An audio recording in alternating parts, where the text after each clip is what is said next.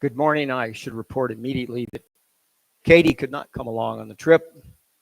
She tells me she's confident the mountain is still there nonetheless, but she genuinely misses seeing all of you.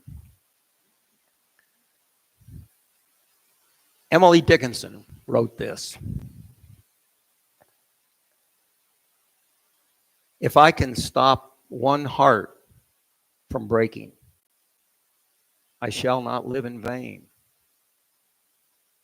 If I can ease one life the aching, or cool one pain, or help one fainting robin unto his nest again, I shall not live in vain.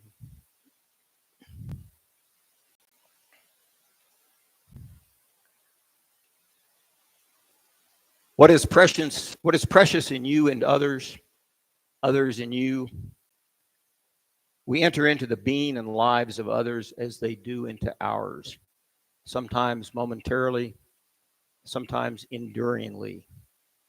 This is what love essentially is: to be part of one another in simple sympathy, in close friendship, in shared stories, in grief, in joy, and sorrow. And so sometimes our light does go out, but it's blown again into a full flame by an encounter with another human being. Each of us knows this feeling, and we should be deeply grateful for those who have relighted it.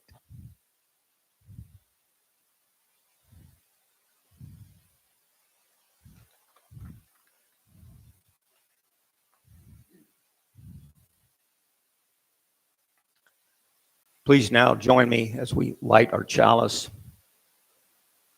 Is this done jointly or not? It's done jointly. I'm sorry. We light our flaming chalice to illuminate the world we see.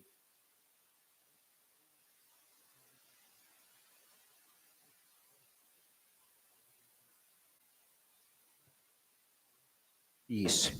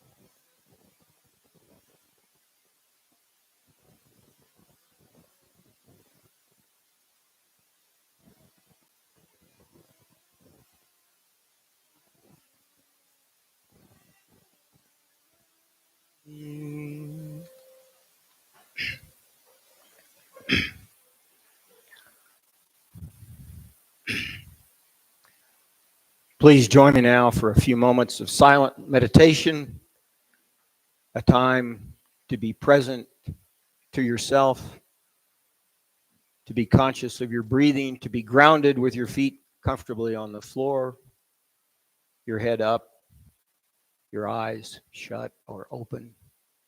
Your mind may wander, that's common fare. Breathing through your nose, out through your mouth, our silence together.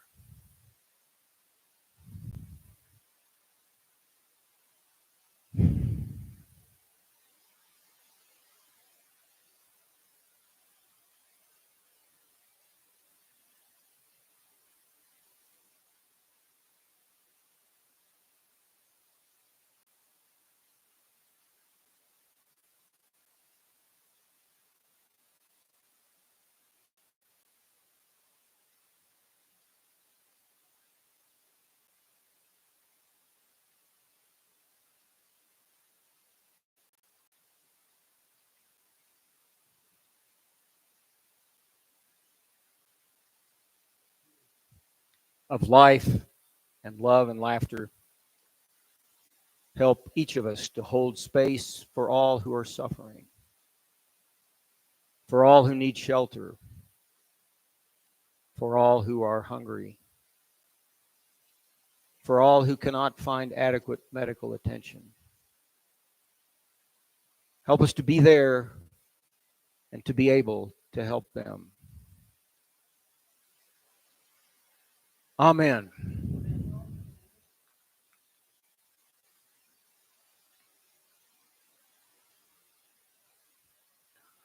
There is so much grief.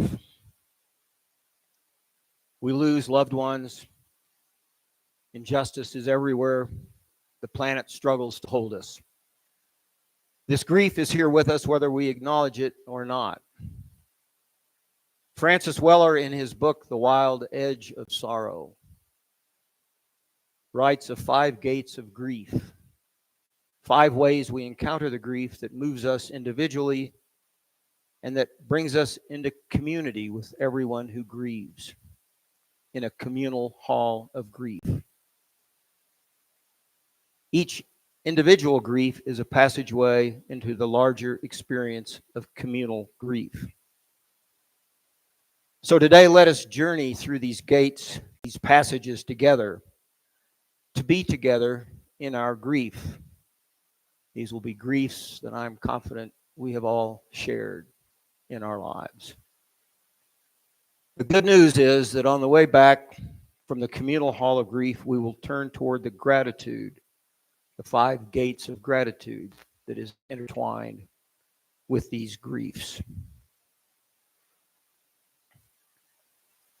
Just as we were mindful to be fully present during our meditation, I will guide you during this experience of grief and gratitude, one that will fashion our sanctuary into a communal hall of grief and then one of gratitude. At the conclusion of each gate, I will invite you to sit in silence for just a few moments.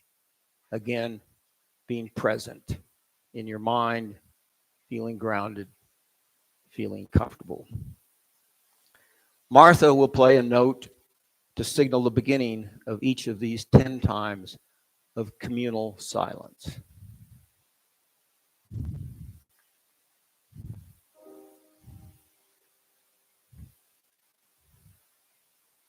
There is indeed a silence that is more than waiting to speak. Together, let us build a holy silence where our hearts can listen to their own beating. Breathe in, breathe out. Feel your weight in your chair. Trust it to hold you. Pour your silence into our larger silence. The first gate of grief, the one we acknowledge most often, is the loss of someone or something we love. Those who have loved us, those who have inspired us, those who have comforted us. The love continues on even though we no longer know how to reach the beloved. The grief becomes so clear in the seats left empty in holiday gatherings, those we wish we could have one more conversation with, one meal, one adventure, those whose presence meant so much, those whose existence meant the world to us. There will never be another like them. We love them and we have lost them. And for all we have lost, we mourn. To mark your grief for those you have loved and lost, you are invited to enter into our silence together.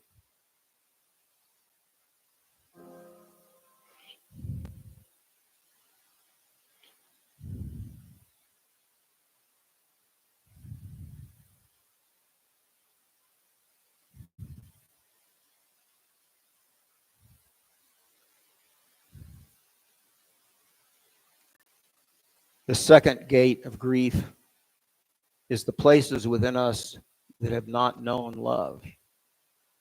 For every time we could not be who we truly are, had to cover up a part of ourselves, we feel grief.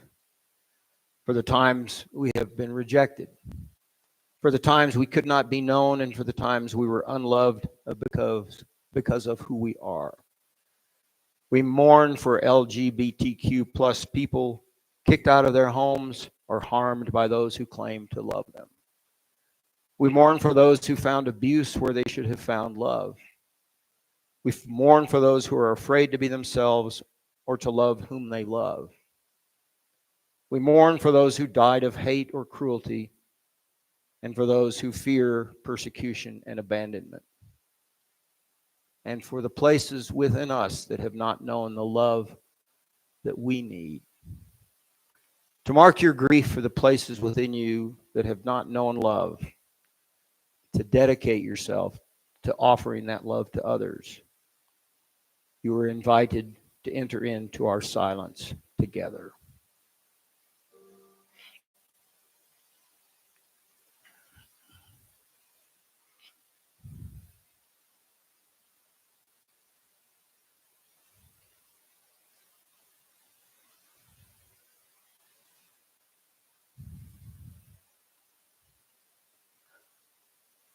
The third gate of grief is the sorrows of the world.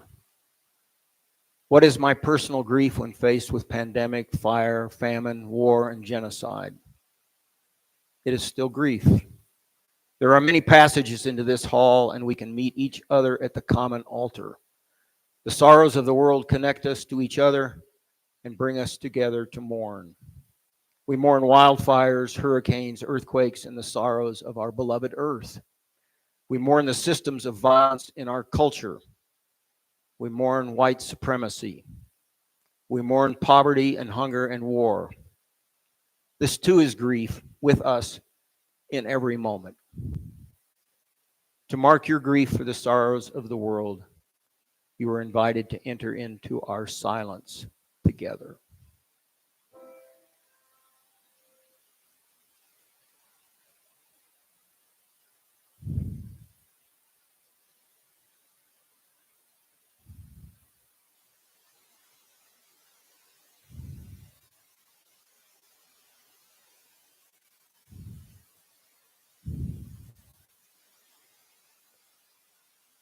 The fourth gate of grief is what we expected and did not receive. Not so much a thing we had lost, but a disappointment, a depth of community we don't know how to find, an emptiness or hollowness we don't know how to fill, a relationship that did not last, a child we wished for but did not have, a chance that didn't come. For the times when belonging did not come or was not enough, for the times when community was not deep enough to fill our need, we mourn. To mark your grief for all you expected and did not receive, you are invited to enter into our silence together.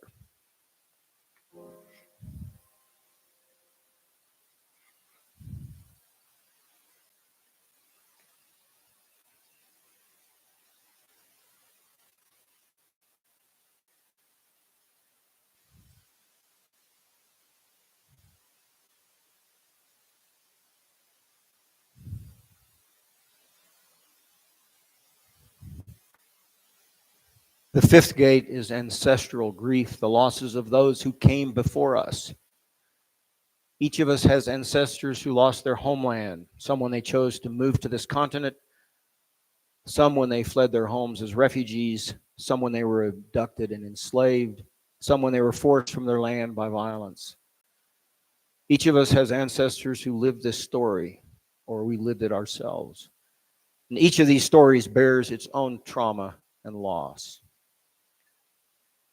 We acknowledge that for many of us, our ancestors not only suffered, but caused others to suffer. We therefore carry not only their own grief, but grief for the harm they did.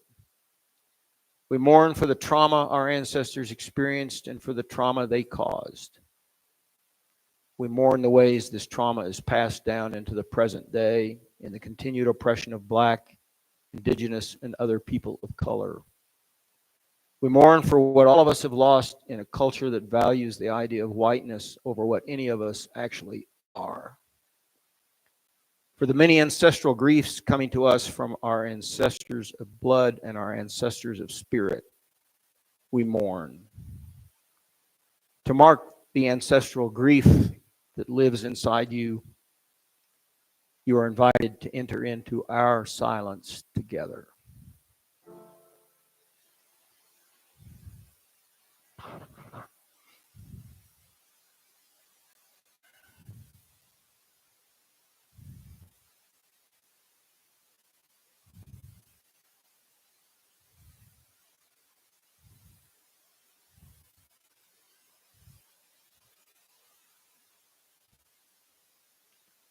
Those were the 5 gates of grief.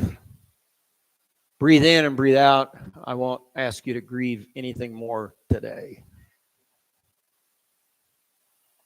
For each of the gates of grief, there is a corresponding gate of gratitude that leads us back into the great hall of meaning and worth, back to our common altar, which is this place. There is no need to mourn the things that do not matter. We mourn things, people, and events of worth and meaning.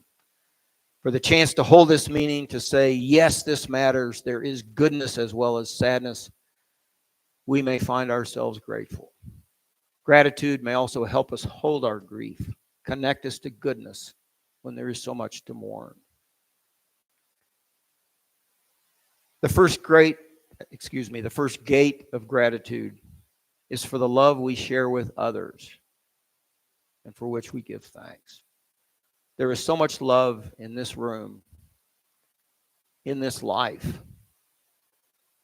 for the freedom to love as we will, for beloved family members and friends, for all those who touch our lives and inspire us, we give thanks. To mark your gratitude for those you love, you are invited to enter into our silence together.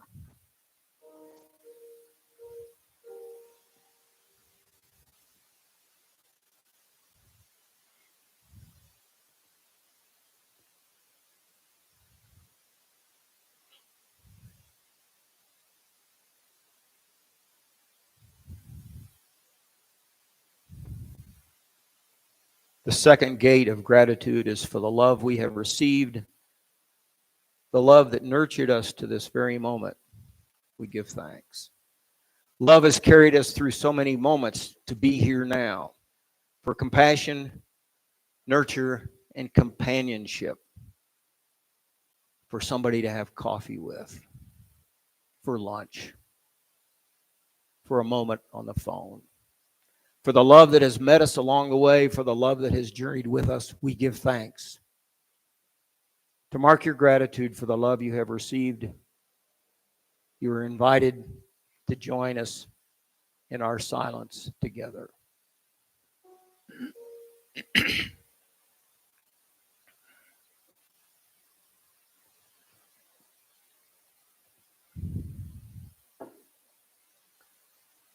The third gate of gratitude is for the goodness in the world, for that which is beautiful, for that which inspires wonder and joy, we give thanks.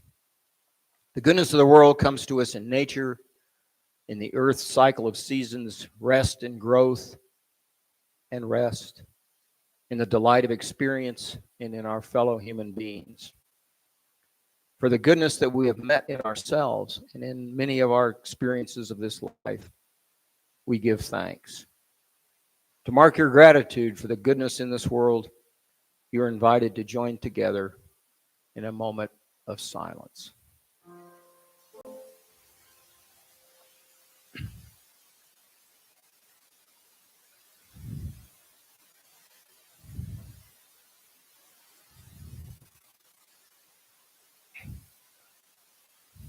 The fourth gate of gratitude is for the community we have found, for all the places where we are known, where people honor us by a gesture, and loved, and can be ourselves. For the times when we know we have enough, and for the times when we know we are enough. For the sense of belonging to a place, to a community of love, we give thanks. To mark your gratitude for community, you are invited to join into our silence together.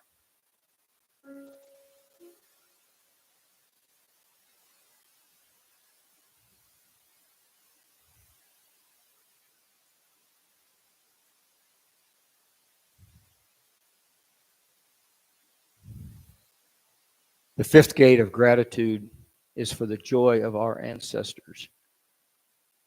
Our very presence in this moment is the triumph of them, that their blood and spirit has carried forward in you and through you to this day is their joy. Just as you will find joy in those who by blood or spirit descend from you. And for this joy we give thanks. To mark your ancestors' joy alive in you, you are invited to enter into our silence together.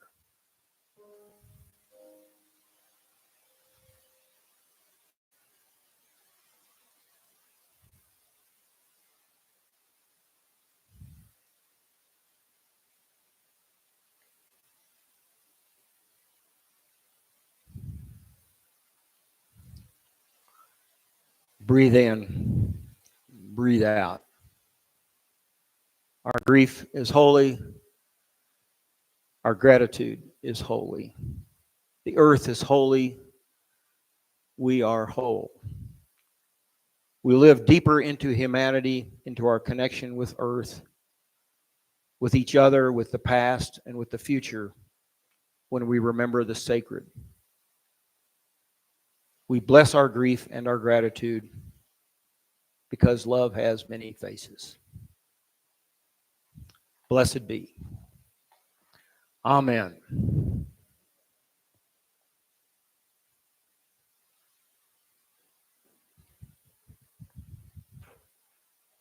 Now is the time where we share for the support of this church with our contributions. Emily and Annette, please. Sorry, I didn't get to you.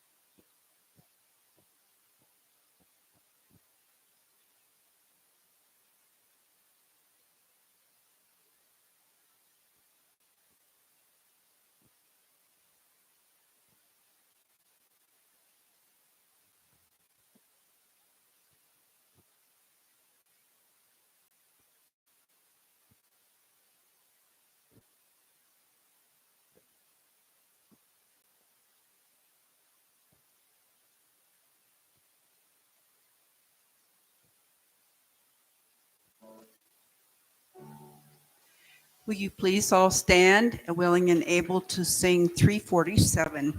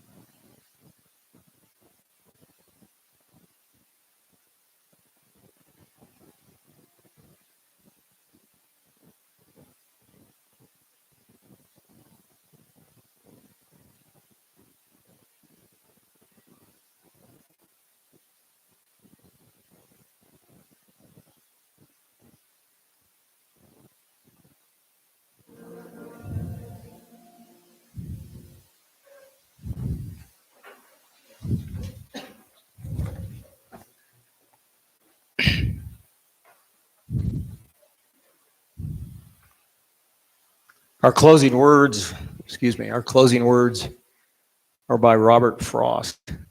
That's a real habit I have. It's like you can't go wrong. This is a poem that you might have heard from me in this pulpit. It's called The Silken Tent. In it, you'll see a reference to the guys, Guys. And the guys are the ropes that hold up the central pole of this tent. You are the guys.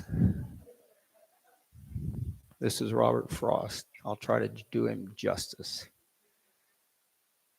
She is, as in a field, a silken tent at midday, when the sunny summer breeze has dried the dew and all its ropes relent, so that in guise it gently sways at ease, and its supporting central cedar pole that is its pinnacle to heavenward and signifies the sureness of the soul, seems to owe naught to any single cord,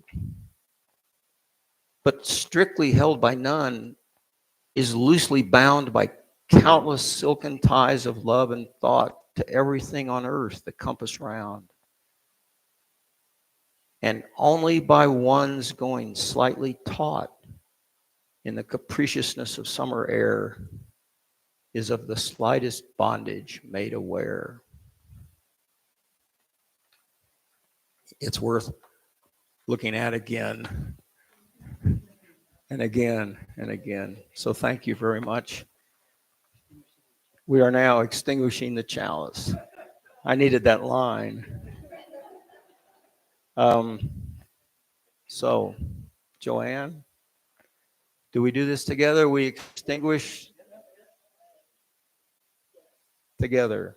We extinguish this flame, but not the light of truth. Commitment as we carry in our hearts until we are together again.